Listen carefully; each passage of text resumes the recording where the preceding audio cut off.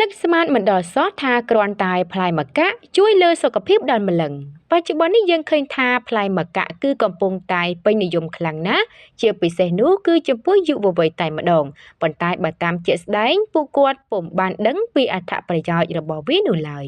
ខាងក្រោមនេះគឺជាអត្ថប្រយោជន៍យ៉ាងច្រើនរបស់ផ្លែម្កាក់ដែលមនុស្សភាគច្រើនមិនធ្លាប់ដឹងទាល់តែសោះ 1. ជួយការពារជំងឺបេះដូងដោយសារតែផ្លែម្កាក់វាមានផ្ទុកនូវជាតិកាល់ស្យូមដែលដើរតួនាទីយ៉ាងសំខាន់ក្នុងការថែរក្សាសុខភាពសរសៃឈាមបេះដូងមិនត្រឹមតែប៉ុណ្ណោះការញ៉ាំផ្លែម្កាក់ឲ្យបានទៀងទាត់អាចយកឈ្នះជំងឺបេះដូងបានទៀតផងទី2ជួយដល់សុខភាពភ្នែកវីតាមីន A នៅក្នុងផ្លែម្កាក់បានដើរតួនាទីយ៉ាងសំខាន់ក្នុងការថែរក្សាសុខភាពភ្នែករបស់អ្នកបានយ៉ាងល្អដោយវីតាមីន A នេះវាជួយនៅក្នុងការចែកចាយធាតុដែលត្រូវបានទទួលនៃភ្នែកទៅកាន់ខួរក្បាលជារូបភាពទី3បង្កើនថាមពលដល់រាងកាយផ្លែម្កាក់វាជួយបង្កើនថាមពលដល់រាងកាយតាមរយៈសារធាតុចិញ្ចឹមដ៏សំខាន់របស់វា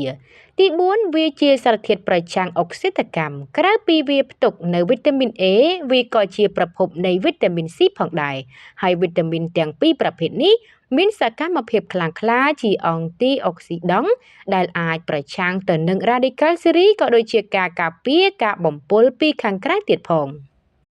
ទី5ជួយព្យាបាលមុខរបួសជាមួយគ្នានេះដែរវីតាមីន A ក៏អាចជួយរក្សាជាលីកានៅក្នុងខ្លួនឲ្យមានសុខភាពល្អ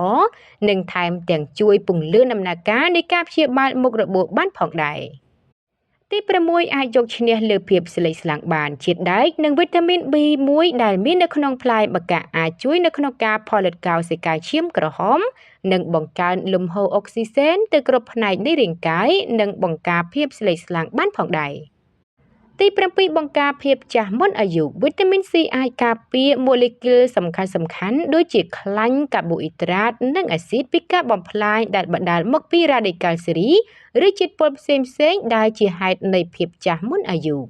ទី8ការត្រួតពិនិត្យកម្រិតកូលេស្តេរ៉ុលបន្ថែមពីលើការប្រឆាំងនឹងភាពចាស់មុនអាយុវីតាមីន C ដែលមាននៅក្នុងផ្លែម្កាក់ក៏អាចជួយរំលាយកូលេស្តេរ៉ុលបានផងដែរ